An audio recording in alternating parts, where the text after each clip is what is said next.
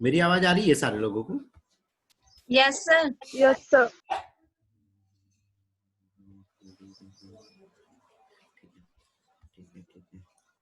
चलो तो फिर आज नया चैप्टर चालू करने वाले थे, त्रिवेणी। कल वाले चैप्टर में कोई डाउट है क्या?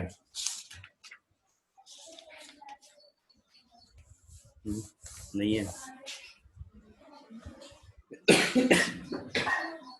चलो तो फिर आज बायोलॉजिकल क्लासिफिकेशन है ना।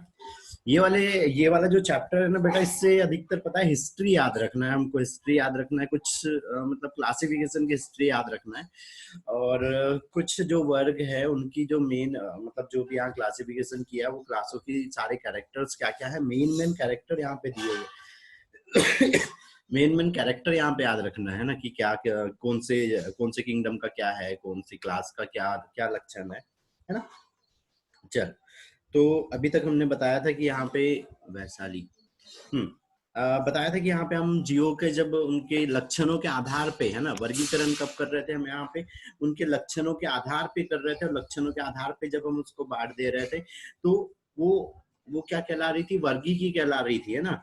और इसी को क्या बोलते हैं, टैक्सोनॉमी कहते हैं ना, कि एक नियम अनुसार हम किसी भी जीव वगैरह ये को उसके लक्षण के आधार पे नियम अनुसार बांट दे रहे हैं, उसको अलग अलग जगह पर रख दे रहे हैं उसके कैरेक्टर के हिसाब से। तो ये चीज क्या कहला रही है यहाँ पे, टैक्सोनॉमी कहला रही। जो वर्गी की वर्ड है ना, वर्ड किसने दिया था, डी कैंडोली है ना। ये चीज याद रखना है कि जो वर्गी की वर्ड है वो डी कैंडोली ने दिया हुआ था। एक सेकेंड और रुको।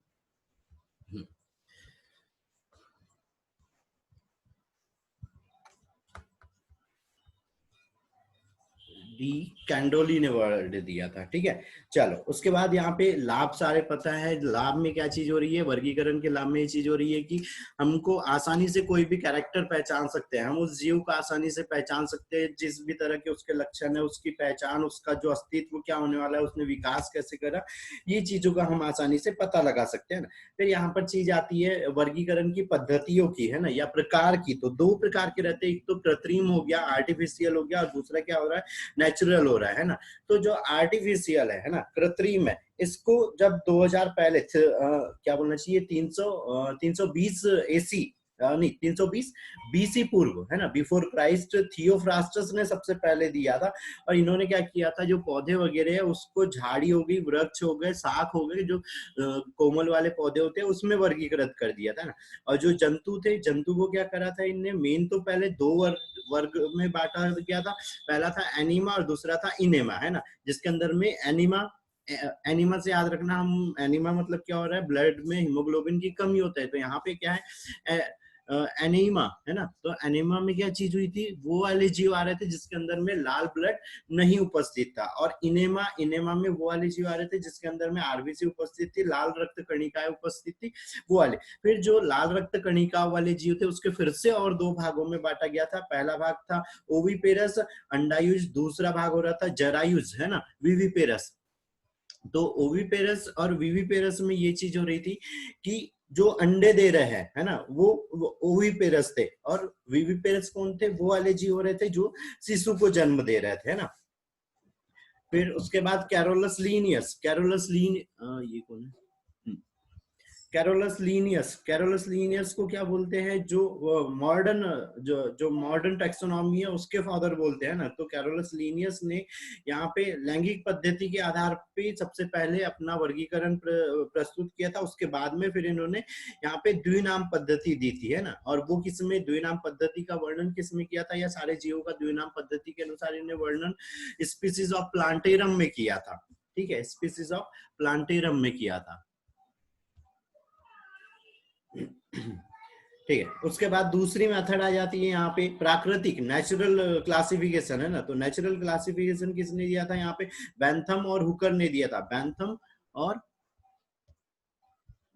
हुकर ने दिया था, ठीक है। ये चीज याद रखना। और इनने जो है किस बुक में किया था, तो इनने किया था जेनरा प्लांटेरम में। उधर जो कैरोलस लीनियस थे उनने क्या किया था, स्पीसीज प्लांटेरम में किया था, और इनने किया था जेनरा प्लांटेरम में।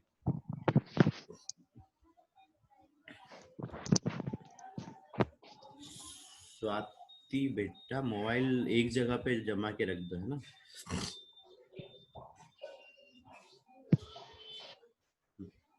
ठीक है, तो इतनी चीज यहाँ पर याद रखना है ना। फिर जो यहाँ पे जेनरा प्लांटेरम था, इसमें क्या किया था बैंथम और हुकर ने, जो प्लांटों को डिवाइड किया था वो दो प्रकार से डिवाइड किया था। एक क्रेप्टोगेमिया, है ना, क्रेप्टोगेमिया, दूसरा था फेनेरोगेमिया, है ना। तो क्रेप्टोगेमिया में क्या चीज हुई थी, पुष्प रहित पौधों का इनने वर्णन किया था, या पुष्प रहित वर्गों का वर्णन था इस क्रेप्टोगेमिया वर्ग में। दूसरा था फेनेरोगेमिया, फेनेरोगेमिया में जो पुष्प वाले पौधे थे वो उनको रखा गया था, और इसमें लगभग 202 लोग थे, 202 लोग, 202 प्रजातियां, 202 वर्ग थे, जिसके अंदर में इनने पुष्प वाले पौधों को अलग अलग कैटेगरियों में बांटा था, है ना। तो क्रेप्टोगेमिया पुष्प रहित पौधे थे, है ना। फेनेरोगेमिया पुष्प वाले पौधे थे। बेटा आवाज आ रही है यार उधर से, स्वाति अलग रहो बेटा, और एक जगह मोबाइल जमा के रख दो, है ना।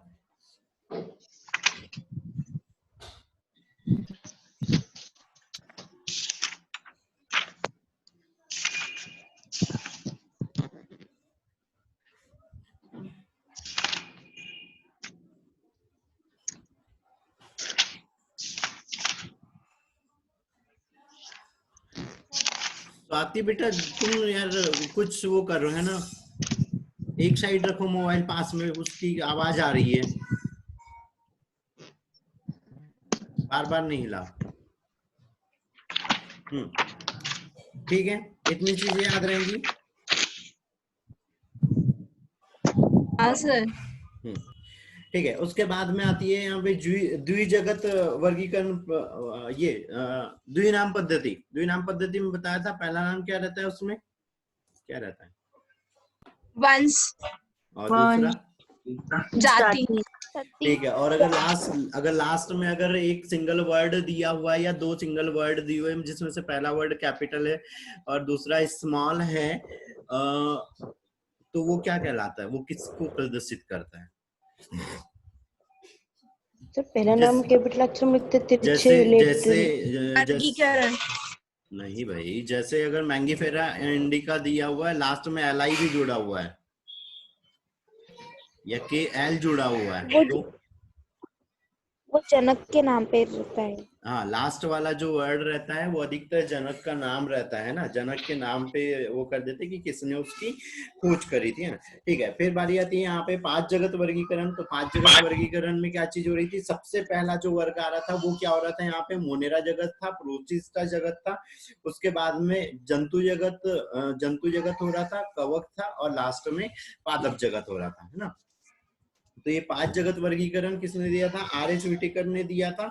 और इसके अनुसार अब क्या चीज हो रही थी, यहाँ पे कुछ पॉइंट लिए गए थे, है ना, मेन की पांच जगत वर्गीकरण किस पे आधारित है। तो बेटा ये देखो यहाँ पे 5 पॉइंट्स दिए हुए, ABCD, ये पांचों पॉइंट हमको याद रखना है कि वो किस आधार पे दिए थे। तो सबसे पहला था शरीर की संगठन की जटिलता, है, कॉम्प्लेक्सिटी ऑफ सेल्स, है ना, कि वो कैसा उसका शरीर है। तो जो सबसे पहले जीव हो रहे थे यहाँ पे मुनेरा जगत के जो जीव हो रहे थे वो कैसे थे, एकदम सरल थे, है ना, उसमें उतने ज्यादा नहीं थे, जो उतनी ज्यादा कोई इसमें यहाँ पे क्या चीज ज्यादा हमको उसमें जटिलताएं देखने को नहीं मिल रही थी, है ना। उसके बाद ऑर्गेनिज्म के आधार पे, है ना, तो ऑर्गेनिज्म के आधार पे क्या चीज आ गया था, प्रोटिस्टा जगत आ गया था, कि ये मोनेरा जगत से थोड़ा सा विकसित था, है ना। फिर कॉम्प्लेक्स ऑफ मल्टीसेलुलर, जब मल्टीसेलुलर वाले आ रहे थे तो इसमें क्या थे, 3 चीजें आ रही थी, कवक का आ रहे थे, प्लांट आ रहे थे, और एनिमल आ रहे थे, है ना। फिर ऊपर साइड में जब हम जा रहे थे तो मूड ऑफ न्यूट्रिशन, मतलब वो कैसे थे, स्वपोषी थे, परपोषी थे, उस आधार पे उनको बांटा गया था। और लास्ट वाली चीज आ जाती है तो क्या थी, वो इकोलॉजी में कैसे अपने आप को क्या चीज किस चीज के लिए उत्तरदायी है उसके आधार पे। जैसे पादप जगत हो गया, तो पादप जगत क्या था, उत्पादक था, कवक फंगाई जो है ये कैसे थे, डिकम्पोजर थे, है ना। और जो एनिमल थे वो कैसे हो गए थे, सारे के सारे कंज्यूमर थे। फिर यहाँ पे ऑटोट्रॉफिक आ रहा है, ऑटोट्रॉफिक में मतलब क्या हो रहा है, ये स्वपोषी जीव हो गए, मूड ऑफ न्यूट्रिशन की पोषण के आधार पे उनको बांटा था। तो स्वपोषी में कौन था, पादप जगत था, काय के द्वारा कर रहा था, प्रकाश संश्लेषण के द्वारा। हेटेरोट्रॉपिक मतलब क्या हो रहा था, विषम पोषी हो रहा था, और इधर एनिमल भी क्या हो रहा था, हेटेरोट्रॉपिक है ना। अब ये जो हेटेरोट्रॉपिक है इसमें यहाँ पे कवक के लिए याद रखना, ये एब्जॉर्प्शन कर रहे थे, अवशोषण के द्वारा भोजन प्राप्त कर रहे थे ना। और इस साइड में इंजेक्शन, अब एक वर्ड आता है यहाँ पे इंजेक्शन और इंजेक्शन है ना। तो इंजेक्शन मतलब ये होता है कि ग्रहण करना, इंजेक्शन मतलब ये होता है कि उसके अंदर में इंसर्ट करना है ना, बॉडी के अंदर में किसी चीज को डाल देना। यहाँ पे क्या है, ये खुद से ग्रहण कर रहे हैं। ठीक है, क्लियर दिख रहा है? हाँ। अच्छा दिख रहा है। ठीक है, ठीक है, इतने वर्ड्स इसमें समझ आए। अब यहाँ पर याद रखना ये डायरेक्शन ऑफ इवोल्यूशन कि कैसे यहाँ पे विकास हुआ है। तो विकास कैसे हुआ है, सरल से। यहाँ कॉम्प्लेक्सिटी ली थी हमने सेल की कि यहाँ पे सरल जीव थे, फिर ये थोड़े से और विकसित थे, और जब यहाँ पे ये तीनों जगत आ गए, प्लांट, कवक और एनिमल, ये कैसे है, इनसे ज्यादा थोड़े से विकसित जीव थे, है ना। ठीक है बेटा। Yes sir. Yes sir. Yes sir. बस चालू है ना। अच्छा एक सेकंड, एक चीज थी, इसके बढ़ते हैं। ठीक है, सबसे पहली चीज, अब यहाँ पे 5 जगत वर्गीकरण है, तो 5 जगत वर्गीकरण में क्या चीज आ रही है, सबसे पहले आ जाता है मोनेरा जगत आ जाता है ना। और मोनेरा जगत में क्या थे, सारे के सारे यूनिसेल्युलर थे, कि यहाँ पर से एक कोशिकीय सारे के सारे जीव थे, है ना। तो जो एक कोशिकीय जीव थे उसमें यहाँ पर क्या हो रहा था, ये सबसे प्रारूपीय एक कोशिकीय जीव थे। अब एक चीज और याद रखना, बैक्टीरिया को क्या बोलते हैं हम, यहाँ पे प्रारूपीय एक कोशिकीय जीव भी बोलते हैं, क्योंकि यहीं से क्या चीज हुई है, जो स्वकोषीय है, परकोषीय है, विषम कोषीय, इन सारी चीजों का विकास यहीं से स्टार्ट हुआ है ना। फिर दूसरी चीज, यहाँ पे कोशिकांग उतने ज्यादा उपस्थित नहीं हो रहे थे ना, उनके वितरण में याद रखना है कि ये सारी जगह पे पाए जाते हैं।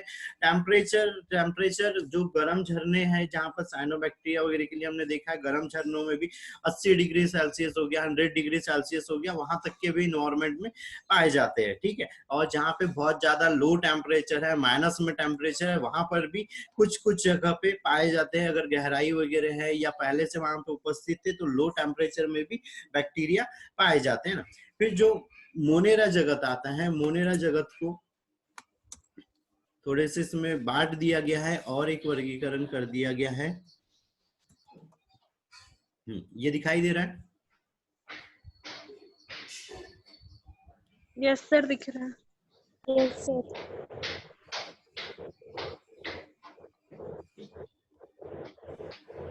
ठीक है, तो मोनेरा जगत को और भी इसमें बांट दिया गया है। सबसे पहले इसमें क्या आ जाता है, यहाँ पे जैसे जीवाणु है ना, बैक्टीरिया।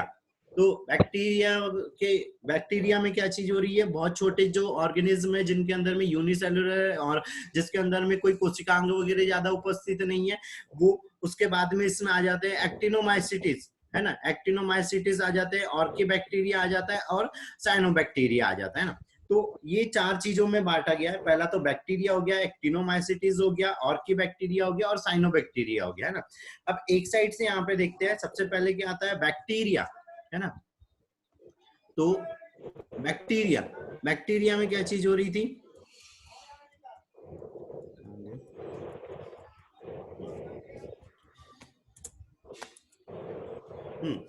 बैक्टीरिया। तो सबसे पहले इसका क्या है याद रखना है, यहाँ पे इसका व्यास याद रखना है कि कोई भी हम यहाँ पे, और दरअसल हम क्या कर रहे हैं यहाँ पे, एक प्रारूपीय बैक्टीरिया की बात कर रहे हैं ना। तो प्रारूपीय बैक्टीरिया की बात कर रहे हैं, तो फिर क्या होना, हमको लगभग सबका हम एवरेज मान रहे हैं ना।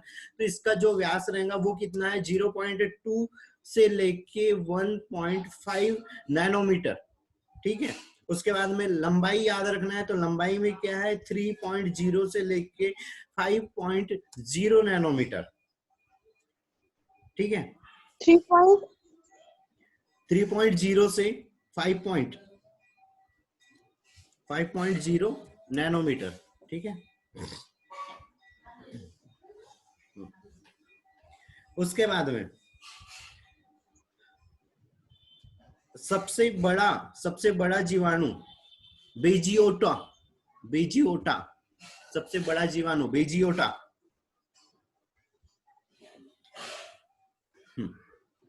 ठीक है, इतनी चीजें याद रखना है। उसके बाद में अब देखो अब क्या हो रहा है बैक्टीरिया की, हम अगर आकृति देख रहे हैं तो अलग अलग प्रकार के हमने बैक्टीरिया देखे हुए हैं ना, तो अलग अलग प्रकार के बैक्टीरिया देखे हुए, तो उसमें कैसे हो रहे हैं यहाँ पे देखो, कुछ है गोल है, कुछ छड़ है, कुछ यहाँ पे कॉमा जैसे, कुछ स्पाइरल है। तो इनकी ये आकृतियां भी बहुत अच्छे से याद रखना है। और जो एनसीईआरटी में एक डायग्राम दिया हुआ है एक सिंगल सा, जिसके अंदर में कोकाई दिया हुआ है, बेसिलाई दिया है, स्पाइरल दिया हुआ है और कॉमाकार दिया है ना, ये कोकाई दिया है, बेसिलाई दिया हुआ है और ये स्पाइरल दिए हुए और एक दिया कॉमाकार दिया हुआ है। ठीक है, तो ये चारों का एक डायग्राम दिया हुआ है ऐसे सीक्वेंस से, और नीचे में उसके क्रम को पूछ लिया है ये कौन सा वाला कौन सा बैक्टीरिया आगे पीछे कर दिए हैं, तो वो चीज हमको बहुत अच्छे से याद रखना है ना। तो आकृति में देखो यहाँ सबसे पहले क्या है, स्ट्रेप्टोकोकस, कोकाई से याद रखो, जो गोल वाले हैं उनको सब क्या बोल रहे हैं, कोकाई। ठीक है, और जो छड़ के जैसे उनको क्या बोल रहे हैं, बेसिलाई, है ना। और जब यहाँ पे ये जो कोकाई है ये क्या हो गया, सिंगल यूनिट के लिए वो कर रहे हैं ना, और कोकस किसके लिए, जब बहुत सारे हैं तो यहाँ पर क्या दिया हुआ है, सबसे पहले कुछ बैक्टीरिया जो स्टेफलोकोकाई, ये स्टेफलोकोकाई मतलब क्या हो रहा है, ये गुच्छे के रूप में, अंगूर के गुच्छे। स्ट्रेप्टो याद रखना है, स्ट्रिप जैसे, चेन जैसे, एक के बाद एक क्रम में उपस्थित हो रहे हैं, एक लाइन जैसे बना रहे हैं, तो ये क्या है, स्ट्रेप्टोकोकाई, ये स्टेफलो, ये स्ट्रेप्टो। ठीक है, फिर यहाँ पे ये जो स्ट्रेप्टोकोकस निमोनी है ना, इसमें क्या हो रहा है, दो की यूनिट बन जा रही है। तो यहाँ पे ये भी याद रखना है कि अगर एक है तो मोनोकोकाई, दो है तो डिप्लोकोकाई, तीन है तो ट्रिप्लोकोकाई, चार है तो टेट्राकोकाई, है ना। तो ये चीज भी याद रखना है कि वो यूनिट के आधार पे कितने उसमें उपस्थित हो रहा है ना। ठीक है, मोनोकोकस, डिप्लोकोकस, टेट्राकोकस, है ना। फिर है सार्सिना, है ना। तो सार्सिना में क्या चीज हो रही है यहाँ पे, वो कैसे हो जा रहा है, यहाँ पे डायग्राम में नहीं दिया हुआ है, पर कैसे होना है, वो बहुत सारे ऐसे क्यूब के जैसे आकार में जम जाना है, 8 के इसमें जम जाना है ना, 8 जो जीवाणु रहेंगे वो हो जाएंगे। फिर लास्ट में आते हैं यहाँ पे कॉमाकार या विब्रियो, तो इसमें क्या हो रहा है, ये विब्रियो कोलेराई, है ना। तो इसमें देखो कैसे वो कॉमा के जैसे दिख रही है उसकी डिजाइन, है ना। तो विब्रियो आकार हो रहा है। स्पाइरलम में कैसे हो रहा है, ये छड़ के आकार के हो जा रहे हैं, मतलब सांप के जैसे हो जा रहे हैं, आड़े टेढ़े हो जा रहे हैं, है ना। उसके बाद है पॉलीमॉर्फिक। तो पॉलीमॉर्फिक बैक्टीरिया वो वाले बैक्टीरिया होते हैं जो बहुत ज्यादा क्या हो जाते हैं, चेंज होते हैं, जिनका आकार वगैरह यहाँ पे डिसाइड नहीं होता है। ठीक है, फिर बारी आती है ग्राम स्टैनिंग की, है ना। अच्छा, ये एक और चीज आ रही है, ये भी देख लो, है ना। ये वो जो अभी पिछला वाला जो हमने क्लासिफिकेशन देखा बैक्टीरिया का, ये क्या है, उसके सेप के आकार पे, सेप के बेस पे बना हुआ है कि उसकी आकृति कैसी है ना। ये वाला जो है इसमें क्या है, फ्लेजिला के आधार पे। तो एट्राइकस में क्या चीज हो रही है, कोई फ्लेजिला यहाँ पे उपस्थित नहीं हो रहा है। मोनोट्राइकस मतलब एक ही फ्लेजिला उपस्थित है ना। तो यहाँ पे फ्लेजिलाओं के आधार पे भी उसका हमको क्लासिफिकेशन याद रखना है ना। लोफोट्रिकस, है ना। लोफोट्राइकस में क्या हो रहा है, यहाँ पे उपस्थित है लेकिन एक छोर पे उपस्थित है, लेकिन कैसे, गुच्छे के रूप में, है ना। फिर दूसरा है चौथा एम्फिट्रिकस, है ना। एम्फिट्रिकस में क्या हुआ, एक उपस्थित है लेकिन दोनों छोर पर उपस्थित है ना। उसके बाद सिफेलोट्राइकस में क्या चीज हुई, दोनों छोर पर है, गुच्छे के रूप में। और लास्ट क्या आ जाता है यहाँ पे, पेरिट्रिकस में क्या चीज होगी, पूरी बॉडी के ऊपर में उस पे फ्लेजिला उपस्थित रहेंगे। तो ये सारे वर्ड भी याद रख लेना है ना। ठीक है, याद रहेगा। Yes sir. ठीक है, चलो अब अगली चीज आती है यहाँ पे ग्राम नेगेटिव और ग्राम पॉजिटिव के लिए, है ना। तो ग्राम नेगेटिव और ग्राम पॉजिटिव का मतलब ये चीज हो रही है, यहाँ पे हम स्टैनिंग करते हैं, और स्टैनिंग में क्या आती है, एक ग्राम स्टैनिंग आती है जिस मतलब ग्राम अभिरंजन भी बोलते हैं। तो यहाँ पर क्या हो रही है, जैसे ये 2 सेल वॉल उपस्थित है ना, तो मेन जो हो रही है, क्या हो रहा है, जैसे हमने कुछ बैक्टीरिया देखे जिसके अंदर में क्या चीज हो रही थी, यहाँ पे कैप्सूल उपस्थित था, और कुछ के अंदर में कैप्सूल उपस्थित नहीं था, है ना। तो जिसके अंदर में यहाँ पे एक अलग से एनवलप पाया जा रहा था, और जिसमें जब हम ग्राम स्टेनिंग करते हैं, वो तो नॉर्मल है, ये नहीं दिख रहा, चेंज नहीं हो,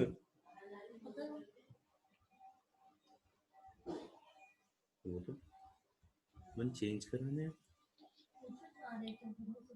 सब लोगों को क्या दिख रहा है डायग्राम पे, स्क्रीन पे? बैक्टीरिया का डायग्राम। सर बैक्टीरिया वो कैप्सूल। अच्छा, बैक्टीरिया दिख रहा है, ठीक है ठीक है ठीक है, इसी पर अब ग्राम स्टैनिंग, तो ये किसने दी थी, क्रिश्चियन ग्राम ने दी थी। यहाँ पे एक ग्राम स्टैनिंग आती है अलग, मैंने बीच में शायद बताया था, अलग अलग प्रकार की स्टैनिंग रहती है, इंडियन इंक स्टैनिंग, जील नैल्सन स्टैनिंग। तो यहाँ पर बैक्टीरिया के लिए क्या करते हैं, ग्राम स्टैनिंग करते हैं, और उसमें क्या करते हैं, जीवाणु को या जो सैंपल है उसको एक प्लेट के ऊपर में लेते हैं। प्लेट के ऊपर में लेने के बाद में हम उसको क्या कर देते हैं, क्रिस्टल वॉलेट से, क्रिस्टल वॉलेट क्या है, एक स्टैंड है जिसके हम क्या कर रहे हैं, अभिरंजन कर रहे हैं, है ना। तो क्रिस्टल वॉलेट लेते हैं, जिसके कारण, क्रिस्टल वॉलेट के कारण जीवाणु का जो कलर रहता है वो बैगनी कलर का हो जाता है।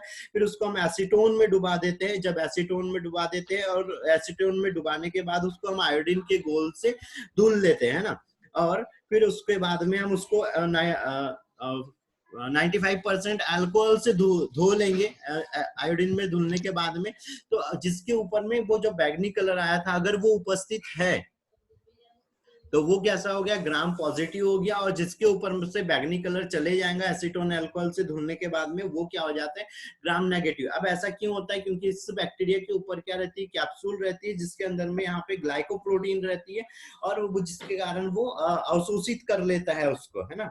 और जो पेप्टाइडोग्लाइकॉन रहते हैं, प्रोटीन की जो पॉलीमरेज चेन रहती है पेप्टाइडोग्लाइकॉन, वो उपस्थित होने के कारण उसमें कलर चेंजेस हो जाते हैं। तो जिसके ऊपर में कलर दिखाई देते हैं वो क्या कहलाते हैं, ग्राम पॉजिटिव। जिसका कलर चले जाता है एसीटोन या अल्कोहल से वॉश करने के बाद में, वो हो जाते हैं यहाँ पे ग्राम नेगेटिव, ठीक है। सर ये ग्राम स्टेनिंग किसने दी थी? क्रिश्चियन ग्राम, 1884, ठीक है। चलो अब इसके हम आकृति की बात करते हैं, ठीक है, कि बैक्टीरिया में क्या क्या चीज हो रही है। तो बैक्टीरिया में सबसे पहले क्या रहता है, फ्लेजिला रहता है ना। फ्लेजिला क्या होता है, अभी फ्लेजिला के आधार पर बैक्टीरिया का क्लासिफिकेशन बता दिए। एक मोटे बाल के जैसे जो संरचना रहती है, जो उसको एक स्थान से दूसरे स्थान पे जाने में मदद करती है, वो क्या कहलाती है, फ्लेजिला। कुछ इसके ऊपर रोम या पिलाई रहते हैं, जो बहुत छोटे छोटे बाल के जैसी संरचना रहती है, और ये इसको एक ही जगह पे घूमने में मदद करते हैं। दोनों चीजों में अंतर है। जो रोम या पिलाई है, ये रोम या पिलाई, ये क्या कर रहा है, एक ही जगह पे उसको मूवमेंट करने में मदद कर रहा है। लेकिन जो फ्लेजिला है उसको एक स्थान से दूसरे स्थान पे जाने में मदद कर देता है, ठीक है। फिर जो फ्लेजिला है, फ्लेजिला का अरेंजमेंट पूछते हैं कि बैक्टीरिया के अंदर में फ्लेजिला का अरेंजमेंट कैसे होता है। तो जो फ्लेजिला का अरेंजमेंट रहता है वो कैसा रहता है, 9 + 2 = 11। मतलब क्या हो रही है, इसके अंदर में यहाँ पे 9 जो माइक्रोट्यूब्यूल्स रहती है वो उपस्थित, मतलब टोटल 11 रहती है, लेकिन 9 यहाँ पे साथ में रहती है, और 2 कैसी हो जाती है, अलग हो जाती है। अगर एक डायग्राम से बताता हूँ कैसे, जैसे ये पूरा अगर यहाँ पे एक फ्लेजिला है ना, तो इस फ्लेजिला में क्या होना है, 1 2 और यहाँ पे ये 3, और बीच सेंटर में क्या होना है, 1 और ये 2 यहाँ पे रहना है ना। फिर से यहाँ पे एक और बनना है, एक ग्रुप, 1 2 और ये 3, फिर 1 2 और ये 3। तो इस तरह से यहाँ पे ये अभी अच्छे से यहाँ बन नहीं रहा, लेकिन वो कैसे रहना है, यहाँ पे सारे ऐसे एक दूसरे से जुड़े हुए रहना, लेकिन 3-3 के ग्रुप में रहना। तो ये कितने हो गए, 9 आपस में मिले हुए रहते हैं, और 2 कैसे रहते हैं, अलग रहते हैं। तो यहाँ पर टोटल 11 माइक्रोट्यूब्यूल्स उपस्थित रहते हैं फ्लेजिला के अंदर में, ठीक है। उसके बाद में पिलाई के लिए तो बता दिया। अब क्या चीज आ रही है यहाँ पे, दूसरी चीज आती है कोशिका भित्ति, सेल वॉल है ना, तो कोशिका भित्ति में क्या होना है, कोशिका भित्ति यहाँ पे मोटी रहना है और काय की बनी रहती है, ये मेन याद रखना है। तो कोशिका भित्ति में पेप्टाइडोग्लाइकॉन उपस्थित रहता है, पेप्टाइडोग्लाइकॉन उपस्थित रहता है, और उसके अंदर में भी यहाँ पे नाइट्रो एसिटाइल ग्लूकोमाइसिन और नाइट्रो एसिटाइल म्यूमेरिक अम्ल उपस्थित रहता है। ठीक है, नाइट्रो एसिटाइल ग्लूकोमाइसिन और नाइट्रो एसिटाइल म्यूमेरिक अम्ल उपस्थित रहते हैं, मेन है ना। और इसके अलावा जो दूसरे और जो दो पदार्थ रहते हैं वो म्यूरिन रहता है और म्यूकोपेप्टाइड रहता है। तो टोटल ये 4 पदार्थों से बनी रहती है मेन, लेकिन इसमें ये एसिटाइल ग्लाइकोमाइसिन और एसिटाइल म्यूमेरिक अम्ल उपस्थित रहते हैं ना। और इसी के कारण वो क्या होता है, ग्राम नेगेटिव और ग्राम पॉजिटिव चीज भी हमको वाले बैक्टीरिया भी हमको पहचानने में यहाँ पे मदद मिलती है। फिर बारी आती है साइटोप्लाज्म की, है ना। सर तो एक बार नाम रिपीट कर दीजिए। नाइट्रो एसिटाइल ग्लूकोमाइसिन और नाइट्रो एसिटाइल म्यूमेरिक अम्ल, म्यूरिन और म्यूकोपेप्टाइड।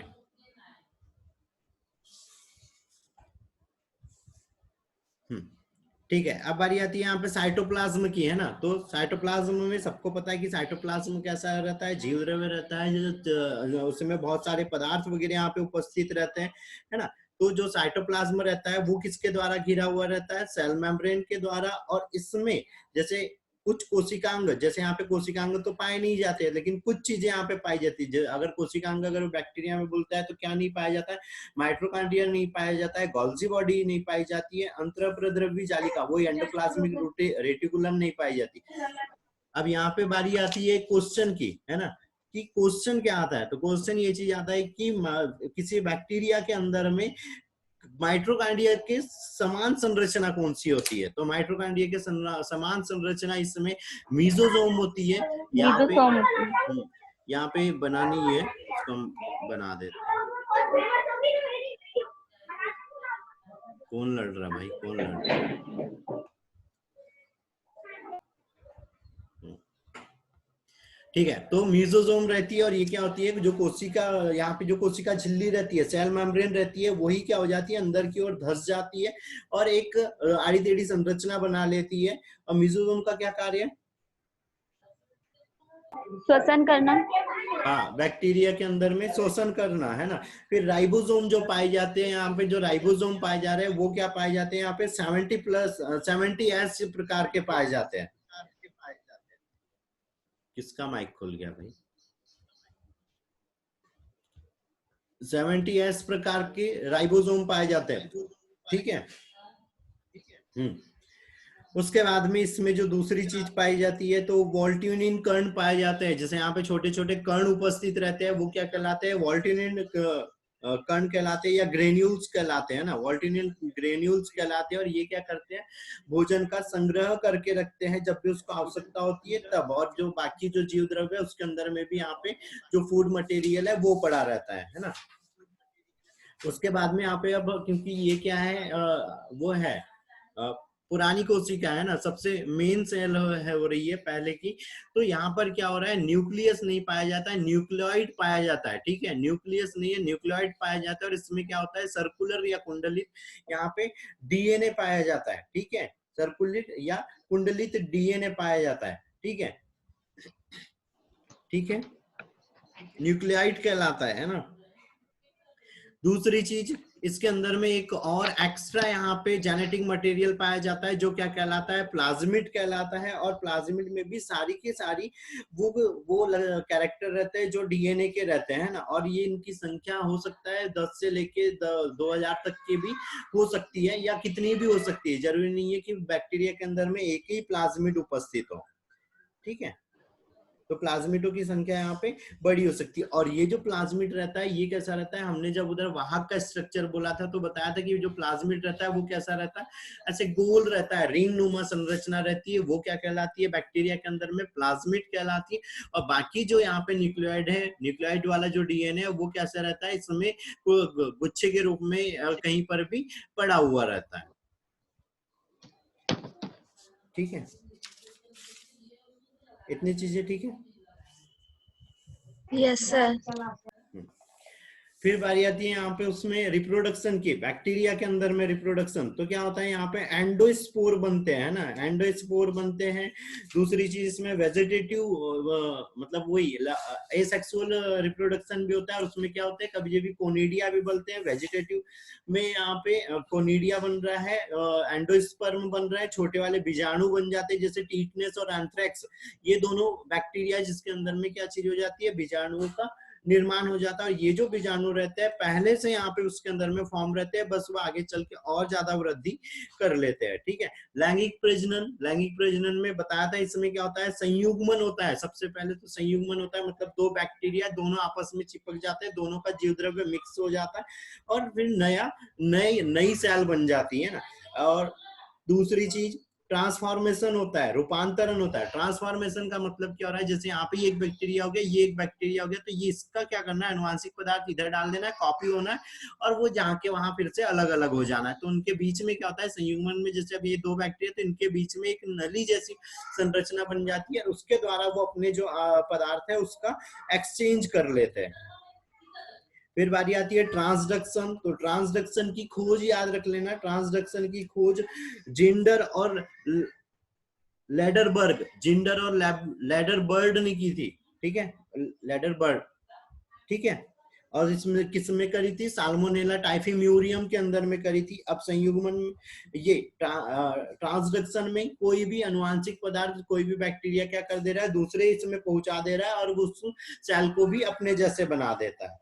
फिर आता है संयुग्मन, चौथी विधि आती है संयुग्मन या कॉन्जुगेशन। मतलब क्या चीज हो रही, यहाँ पे भी एक नली के जैसे बन रही है और एक का पदार्थ कॉपी होकर दूसरे के अंदर में चले जा रहा है। जैसे इसके अंदर में अगर यहाँ कोई अनुवांशिक पदार्थ नहीं है या है भी, तो ये वाला अपना अनुवांशिक पदार्थ नली के द्वारा इसमें पहुंचा देगा और इसके अनुवांशिक पदार्थ को बदल देता है।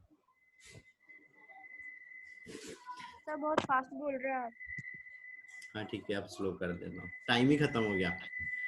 फिर से डिस्कनेक्ट होने के बाद ज्वाइन कर लो।